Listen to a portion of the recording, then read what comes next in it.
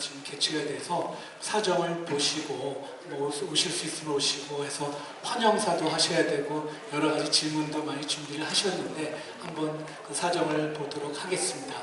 그리고 오늘 귀한 시간을 내줘서 오늘 이렇게 기후 세션에 참석해 주신 우리 김영권 연세대학교 국제대학원 교수님, 전 온실가스 정보센터장을 역임하셨습니다. 감사합니다.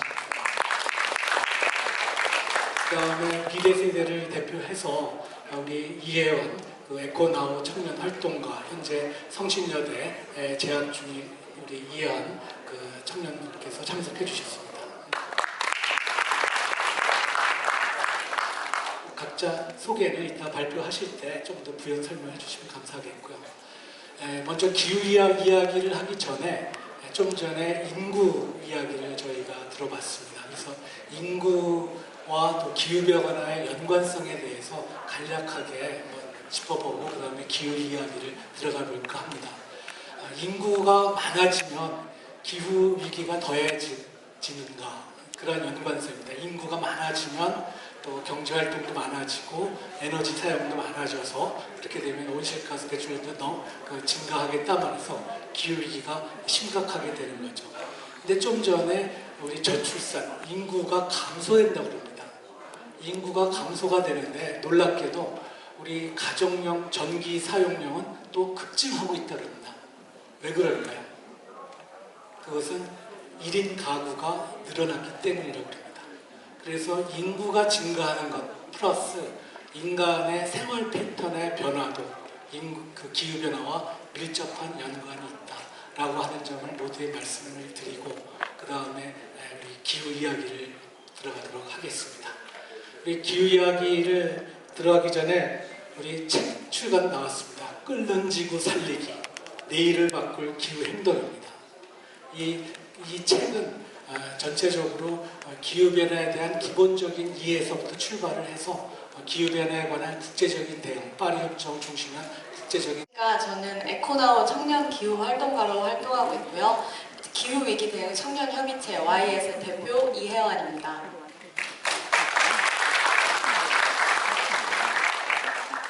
우선 팩트 총서 3권 그리고 특히 끓는 지구 살리기 내일을 바꿀 기후행동의 발간을 축하드립니다. 저는 오늘 청년으로서 기후에 대한 시각과 의견을 나누기 위해서 이 자리에 왔습니다. 제 생일은 9월 5일 지난주 목요일이었습니다.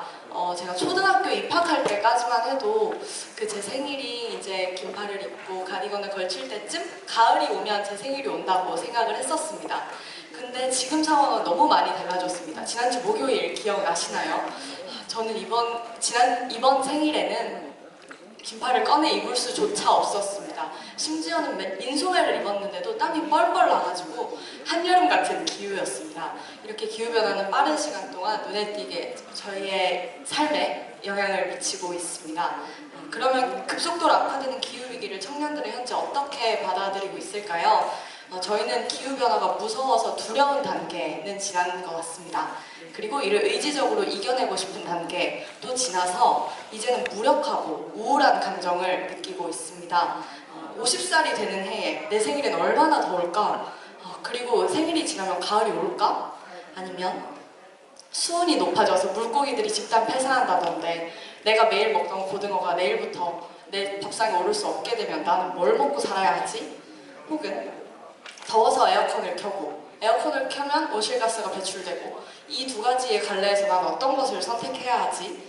혹은 플라스틱 배달용기와 일회용컵 사용이 생활화되고 있는데 이거를 이대로 놔둬도 괜찮을까? 마지막으로는 기후위기가 이 상태로 계속 심해진다면 아마 내 다음 세대는 생존이 어렵지 않을까 하는 생각을 했습니다. 이제는 환경 문제가 우리의 삶과 밀접하게 맞닿아 있다는 것을 말로만이 아니라 피부로 느끼고 있습니다.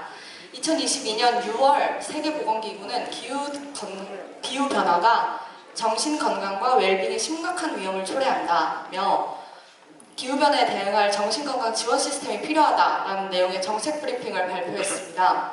세상을 바꾸기 위해 내가 할 수 있는 일이 없다는 무력감이 드는 기후 우울입니다. 나아가 현재 기성세대가 가장 주목하고 있는 인구 문제도 기후위기와 관련이 있다고 저는 생각합니다.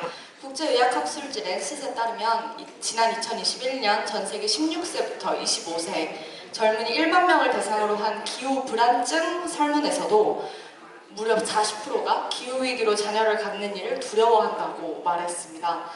또한 세계 3대 투자은행인 모건 스탠리에서 발표한 2021년 한 분석 보고서에서도 기후위기에 대한 두려움으로 아이를 갖지 않으려는 움직임이 증가하고 있다는 발표를 낸 적이 있습니다. 이렇게 개인의 통제 밖에 있는 기후위기와 코로나19와 같은 전염병에 대한 두려움이 도사린 이 지구에 다른 생명을 낳겠다는 결정은 참 하기가 어려운 것 같습니다. 이러한 문제들에도 불구하고 청년들은 실천과 행동 그리고 연대로 마음을 모으고 있습니다. 개인이 할 수 있는 텀블러 사용과 쓰레기 줄이기, 그리고 음식 쓰레기 만들지 않기, 혹은 친환경 제품 사용하기 등은 이런 작은 노력들을 청년들은 지구를 위해 행동하고 있습니다. 제가 속한 기후위기 대응 청년협의체 YE도 나의 작은 습관이 세상을 바꾼다 이 한 문장에서부터 시작된 개인이 가진 실천의 힘을 강조하고 있습니다. 나와 내 주위부터 환경활동을 실천하면 세상은 따라 바뀐다는 의미입니다. 기후위기를 해결하기 위해서는 개인의 노력도 중요하지만 한계가 분명 존재하기 때문에 눈에 띄는 적극적인 환경 정책도 필요합니다. 단기적으로는 기후위기 대응의 시선으로 일회용품 사용 규제를 강화하고 도시 주변의 자연환경을 보존하기 위한 개발 제한 구역을 미래 세대를 위한 공간자산으로 남겨두는 등 시대의 흐름에 순행하는 정책들을 보여주시면 좋겠습니다.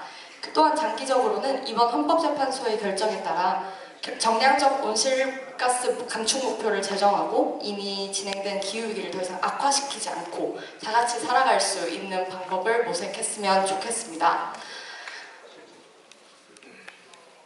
실천하는 청년들의 우울이 더 이상 깊어지지 않도록 여기 계신 모든 분들의 다음 세대인 저희가 이 지구에서 희망을 가지고 살아갈 수 있도록 저희의 다음 세대가 또 이 멋진 지구에서 살아갈 수 있도록 끓는 지구 살리기라는 하나의 목표를 향해 여러 분야에서 함께 노력해 주시면 좋겠습니다. 감사합니다.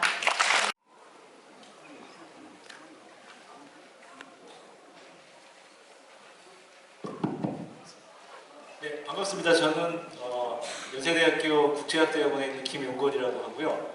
한 30여 년간 기후변화에 대해서 연구를 해왔습니다. IPCC라고 하는 기후변화 대표적인 연구 조직에서 나오는 이제 평가 보고서에도 한 10여 년간 참여를 해왔고요. 그래서 이제 연구를 해오면서 참 기후변화의 중요성에 대해서 어떻게 보면 여러분들께 일반 분들이나 정치가 분들께 좀 잘 이해를 시켜드릴 수 있는지 고민해 왔는데요. 오늘도 참 너무 덥고 또 폭우가 쏟아지더라고요.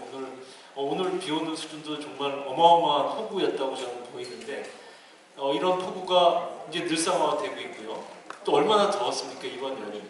정말 제가 살면서 아마 저보다도 이제 오래 사신 분들도 많이 계시지만 아마 최고 더운 한 해가 아니었나 생각이 돼요. 그리고 기록적으로 또 열대야가 연속적으로 이렇게 30 며칠 동안 정말로 기록적인 것이고요. 이렇게 기후변화가 심각한 것과 함께 앞에서 또 인구 문제 또한 뭐 더 심각한 문제고요.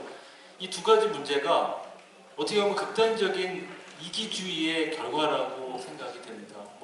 너무나 당연하게 우리가 너무 이기적이다 보니까 우리 너무나 이제 우리 자식만 위하고 하다 보니까 정말 이 우리 자식 세대는 더 이상 또 케어할 만한 자식을 어떻게 보면 갖지 못할 정도로 너무 이제 부모의 보살핌만을 받게 된 그런 어떤 극단적인 가족, 자기 자식만 이기적으로 이렇게 사랑하는 마음 때문에 저출산부대도 어떻게 보면 좀 초래가 됐고 비슷하게 이 모든 환경 문제는 결국에는 남을 생각하지 않고 나의 이기적인 마음만 생각하기 때문에 생기는 것이죠. 남을 생각하면 이렇게 오염을 시키면 안 되겠죠. 온실가스 배출하는 것도 내가 일단 편하려고 차도 가지고 다니고 에어컨도 들고 하다 보니까 에너지도 많이 쓰고 또 싼 것으로 전기를 만들어 가지고 싸게 또 편하게 누리려고 하니까 또 석탄, 석유를 쓰다 보니까 이렇게 엄청난 그 지구의 제약이 찾아오고 있는 것인데 이 두 가지 문제를 정말 나경원 의원님께서 가장 중요한 테마로 이렇게 삼아주시면 정말 아주 너무 멋진 선택이라고 생각이 되고요. 또 이 두 가지 문제를 해결하기 위한 가장 근원적인 방법은 역시 과학기술일 수밖에 없습니다. 이 세 가지 주제야말로 정말 우리가 미래에 꼭 해결해야 되고 특히 정치에서 해결을 해줘야 되겠다. 왜냐하면 우리 기후변화에 대한 대응력이 우리나라가 사실 그렇게 썩 훌륭하지 못했습니다. 상당히 잘하는 면도 있지만 못한 면이 많아서 외부적으로 국제적 비판을 많이 받고 있는데, 그 근저에는 사실은 이 정치에서 너무 기후변화에 대한 일관성 있는 정책을 제대로 서포트하지 못했다. 여러분 그 일례로 원자력 얘기만 너무 뻔히 아실 수가 있잖아요. 원자력은 가장 중요한 기후 대응 기술 중에 하나예요.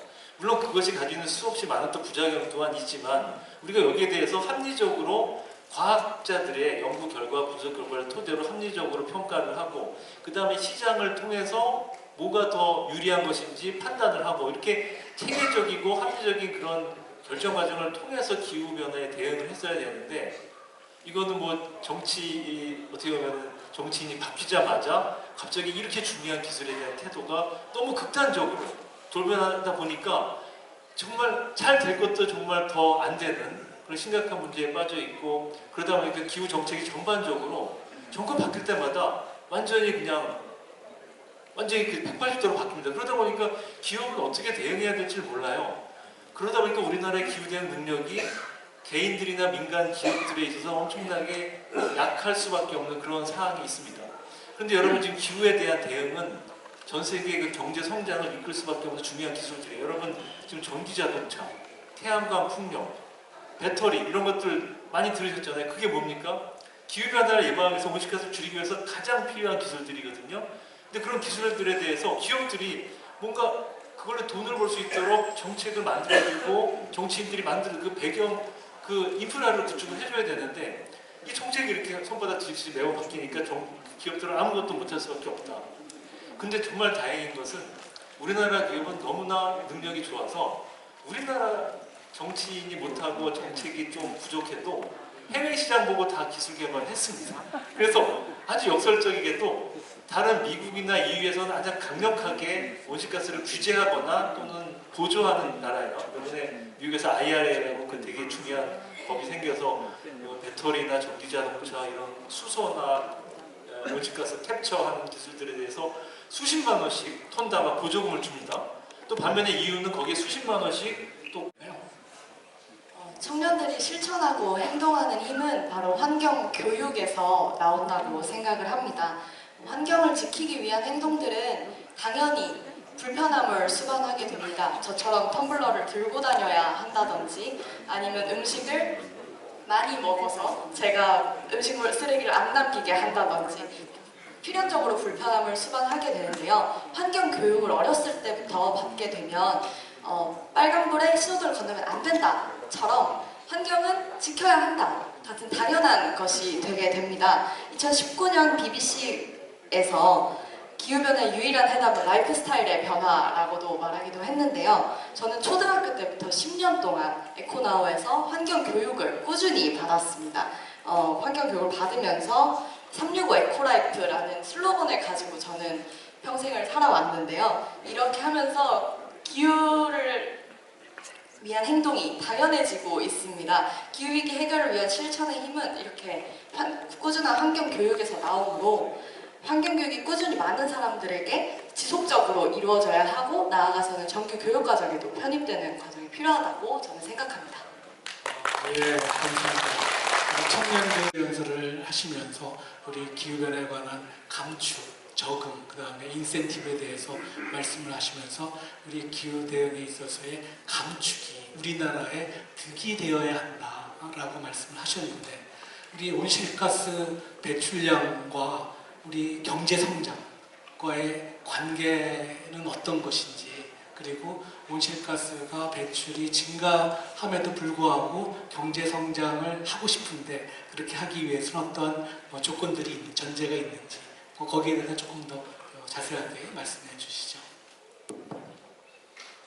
기본적으로 기후변화 자체는 경제에 사실은 안 좋은 영향이 있습니다. 그래서 지금 많은 연구에 의하면 하여튼 우리가 온도가 높아짐에 따라서 경제는 나빠질 수밖에 없어요. 여러 가지. 근데 그 나빠지는 건 이렇게 뭐 아주 심각한 정도는 아닌데, 더 문제가 되는 것은 이게 장기적으로 계속 누적되면 계속 심각해지고 있기 때문에 그것을 막아야 되는데, 막기 위해서 온실가스를 줄여야 됩니다. 온실가스를 줄이는 것이 더 경제적으로는 상당히 임팩트가 큽니다. 온실가스를 줄이기 위해서는 일단 우리가 에너지를 다 클린한 쪽으로 바꿔야 되고, 많은 그런 온실가스도 포집해서 묻어야 되고 많은 기술들이 필요한데 이런 부분이 경쟁력만 잘 가질 수 있으면 전 세계 시장에서 우리가 큰 돈을 벌 수가 있고 성장할 수가 있습니다. 그래서 그걸 우리가 저탄소 녹색 성장이라고 얘기하고 우리가 이미 정부에서 그런 위원회를 정부에서 계속 오래전부터 운영하고 있습니다. 근데 이제 문제는 그런 녹색 성장이 제대로 되기 위해서는 기업이 이 탄소를 줄이는 것으로 개인과 기업이 돈을 벌 수가 있어야 돼요. 그러니까 기본적으로는 우리가 이기심에 의해서 여태까지 인류가 성장을 해왔습니다. 근데 그 이기심 때문에 또 이런 환경 문제가 나왔는데 그걸 해결하는 방법 또한 이기심에 의존할 수밖에 없어요. 여러분 그 자선사업 하듯이 기후변화를 다 해결할 수 없습니다. 그러면 기업들이 돈을 벌 수 있게만 해주면 그 이기심이 이제는 환경을 파괴하는 게 아니라 환경을 보존하도록 하는 것이죠. 그것이 바로 탄소 시장 같은 그런 시장 메커니즘입니다. 그리고 탄소세나 에너지 세제, 에너지 보조금 같은 것들이 모두 온실가스 줄이는 사람이 돈을 버는 쪽으로 정부가 설계만 되면 이제는 우리가 너무 걱정 안 해도 돼요. 기업들이나 개인들이 줄이는 사람이 돈 버는 세상이 됐으니까요. 근데 문제는 그런 정책이 우리나라는 도입은 했는데 잘 운영은 되지 못하고 있다. 특히 이제 예를 들면 전기요금을 너무 억누르는 것도 사실은 좋지는 않습니다. 왜냐하면 전기를 쓰는 데 대한 대가가 온실가스거든요. 근데 우리나라는 전 세계에서 가장 심하게 전기 가격을 억누르는 국가예요. 사실 우리보다 더 사회경제, 사회주의 그 중국 같은 경우에도 이렇게 전기요금을 통제하지 않는데 우리나라는 더 통제를 하고 있고 탄소 배출권 거래 제도도 가장 먼저 멋진 제도를 도입해 놨는데 정부가 많은 간섭을 하다 보니까 이 시장이 너무나 쪼그라들었어요. 그리고 이런 여러 가지 그 시장에서 기업들의 행위를 너무 많이 규제하고 있고 그것이 또 정권 바뀜에 따라 너무 바뀌기 때문에 그런 시장의 정상화, 에너지 시장의 정상화, 전력 시장의 정상화, 그다음에 탄소 시장의 정상화가 잘 돼야 되고 그럴 수 있다면 기업들이나 개인들이 열심히 노력해서 온실가스를 줄이면서 경제도 성장시킬 수 있다라고 말씀드리고 싶고요. 마지막으로 이번 여름에 너무너무 더웠다는 말씀 아까 드렸는데 지금 기후학자는 이렇게 얘기를 합니다. 이렇게 덥고 이렇게 비 쏟아지는 올해의 여름이 가장 덜 덥고 가장 살기 좋은 여름이었을 확률이 가장 높다. 여러분 이제 내년부터는 올해보다 더 심한 열대야를 겪어야 될 가능성이 되게 높습니다. 안 그렇겠습니까? 계속 기후변화는 계속 진행될 수밖에 없고 우리가 하루아침에 탄소 중립을 한다고 모든 에너지를 안 쓸 수 없잖아요. 그러니까 우리가 지금 거기에 대해서도 대비를 해야 되기 때문에 기후에 적응할 수 있는 그런 방법 여러 가지 그런 비즈니스에 대해서도 상당히 많은 시장이 열려있긴 하다. 그래서 여러분 아주 고통스러운 그런 미래가 있을 가능성은 높지만 우리가 잘 대응해서 온실가스도 잘 줄이고 잘 넘어갈 수 있도록 정책만 잘 합리적으로 좀 수립이 된다면 또 우리가 긍정적인 미래가 있을 것이다 라고 말씀드리고 싶습니다. 예, 감사합니다. 올해가 내 생에 있어서 가장 무더운 여름이라고 어린 아이가 얘기를 하니까 그 아빠가 올 여름은 너의 앞으로의 생에 있어서 가장 시원한 여름이 될 것이다 라고 하는 그런 웹툰이 있는데요. 사실 그렇게 되지 않기를 바라는데 그렇게 되지 않기를 하기 위해서 우리가 오늘 여기에 있다고 생각을 합니다. 우리 이미자 의원님께서 못 오시게 되는데 메시지를 주셨어요. 헌법 불합치 판결에 대해서 되게 시대에 순행하는 올바른 결정이었다고 생각을 합니다. 헌재가 전쟁한 판결문 중에 국가의 기후 위기에 대한 대응 의무도 환경 보전을 위해 노력할 의무에 포함된다라고 한 판결문에 전제가 있었습니다. 아까 이 말이 저는 읽으면서 아까 말씀드린 기후 우울을 저는 좀 해결을 해주는 것 같았습니다. 이렇게 시스템이 함께 같이 나아갔다는 모습을 보여줄 때 저는 앞으로 살아갈 청년들이 희망적으로 기후위기를 이겨낼 수 있을 것 같다고 생각했습니다. 예, 감사합니다. 그렇게 해서 저희가 기후 이야기를 마치는데 저희 다음 세션이 과학기술 세션입니다. 그래서 이제 기후와 또 과학기술의 연관성에 대해서 간단히 말씀드리고 마칠까 합니다. 이 온실가스 배출을 이제 감축한다, 여러 가지 기후 대응을 하는 것의 마지막 승부는 기술의 개발입니다. 그래서 기술 개발이 굉장히 중요한데 엊그저께 대통령실의 조직 개편이 있었습니다. 뭐냐면 기후환경비서관이 사회수석실에 있었는데 과학기술 수석실로 변경이 됐습니다. 이것은 우리 정부가 과학기술을 통해서 우리 기후 대응을 한다, 온실가스 배출한다는 방침이라고 생각을 합니다.